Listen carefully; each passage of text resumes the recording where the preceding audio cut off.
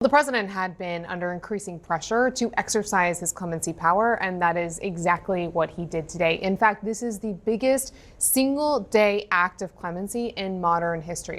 Some breaking news this morning. President Biden putting his pardon power to use, just announcing he is commuting the sentences for over 1,500 people, including pardons for 39 people convicted of nonviolent crimes. To put it in context, this move is seen as the largest single-day act of clemency in modern history. This big unveil, of course, comes on the heels of Biden's full and unconditional pardon of his son Hunter that got so much attention. This is likely to as well. CNN's Arlette Saenz has much more for us from the White House this morning.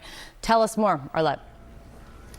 Well, Kate, President Biden is using one of the remaining tools available to him in his final days in office to grant clemency to a wide swath of individuals. The president saying that this boils down to trying to give people a second chance. Now, in all, the president is commuting the sentences of nearly 1,500 individuals, the single largest act of clemency in a single day. To put that in perspective, the previous record was set by President Barack Obama when he commuted the sentences for 330 individuals in the final days that he was in office. Now, the president in his statement had said, quote, "America was built on the promise of possibility and second chances. As president, I have the great privilege of extending mercy to people who have demonstrated remorse and rehabilitation, restoring opportunity for Americans to participate in daily life and contribute to their communities." Now, it comes as President Biden has faced significant pressure to grant more clemency in his closing days in office.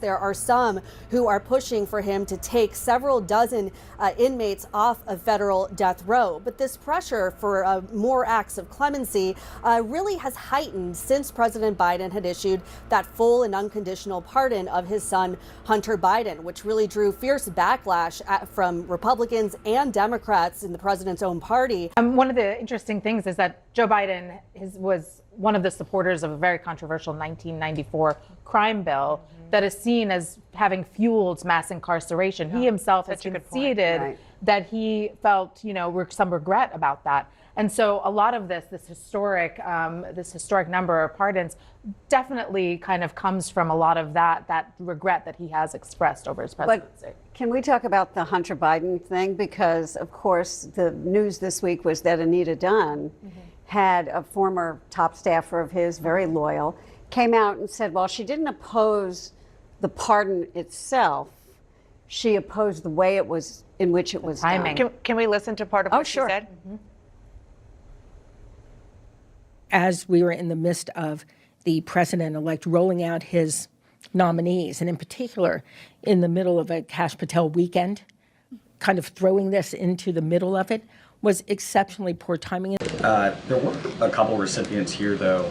I mean, a judge who participated in a scheme that sent juveniles to for-profit jails, Medicare fraud, real estate fraud. I guess what I'm wondering is, was the crime that was committed also part of the criteria here?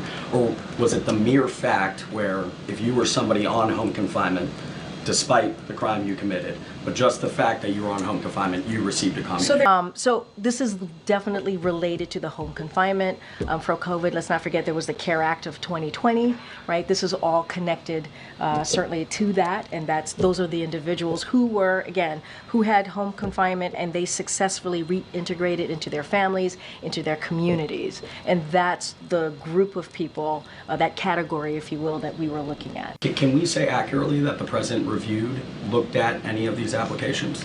What I can say is this president made this decision. This is the president that made the decision to move forward on this.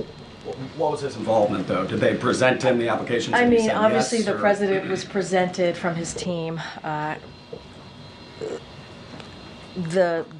granting the clemency, right, of these approximately 1,500 Americans and also the 39 that he pardoned. He was presented that by his team, and he made the decision.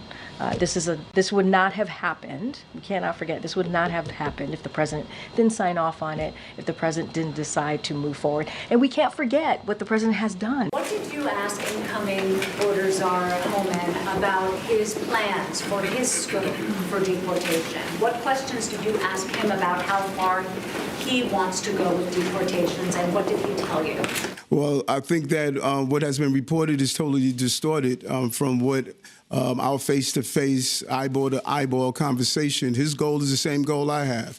We cannot allow dangerous individuals to commit repeated violent acts of violence in our cities across America. I've said this before, and I'm surprised the way everyone is attempting to state this is a new coming of Eric Adams. I've stated this over and over again, long before this election, that this can't be a safe haven for violent individuals.